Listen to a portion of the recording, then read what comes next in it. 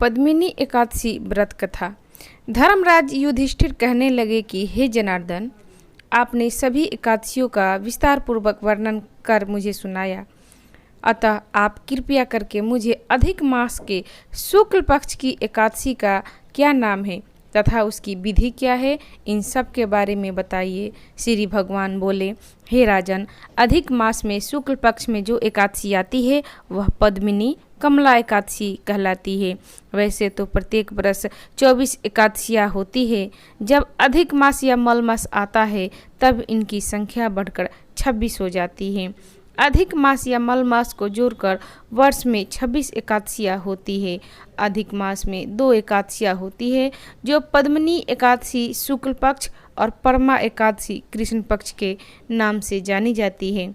यह एकादशी करने के लिए 10वीं के दिन व्रत का आरंभ करके कांसे के पात्र में जौ चावल आदि का भोजन करें तथा नमक ना खाए, भूमि पर सोएं और ब्रह्मचर्य व्रत का पालन करें।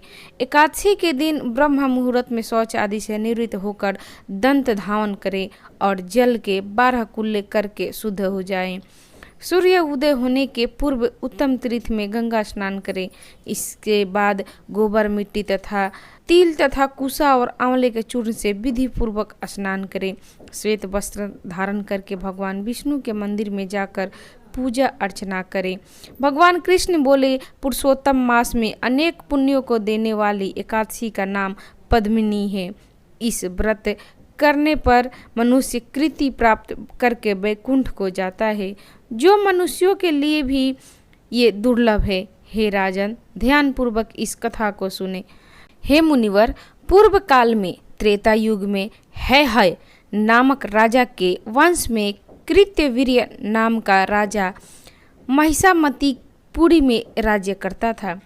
उस राजा की 1000 परम प्रिय स्त्रियां थी, परंतु उनमें से किसी को पुत्र नहीं था जो कि उनके राज्यभार को संभाल सके।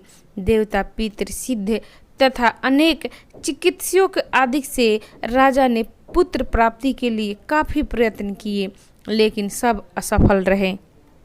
तब राजा ने तपस्या करने का निश्चय किया। महाराज के साथ उनकी परम प्रिय रानी, जो इक्ष्वाकुवंश वंश में उत्पन्न हुए राजा हरिश्चंद्र की पत्नी पद्मिनी नाम वाली कन्या थी, राजा के साथ वन में जाने को तैयार हो गई। दोनों अपने मंत्री को राज्यभार सौंपकर राजसी वेश त्याग कर गंधमादन पर्वत पर तपस्या करने चली गई।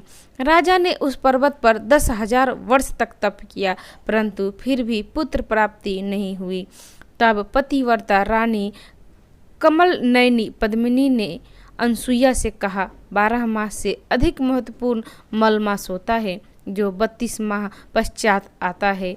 उसमें द्वादशी युक्त पद्मिनी एकादशी शुक्ल पक्ष की एकादशी का जागरण समेत व्रत करने से तुम्हारी सारी मनोकामना पूर्ण होगी।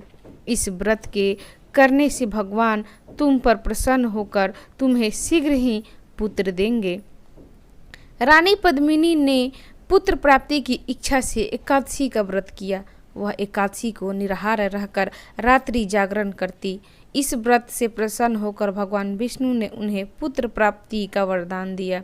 इसी के प्रभाव से पद्मिनी के घर कार्त्यवीर्य उत्पन्न हुए, जो बलवान थे और उनमें समान तीनों लोकों में कोई बलवान नहीं था। तीनों लोकों में भगवान के सिवा उनको जीतने का सामर्थ्य किसी में नहीं था।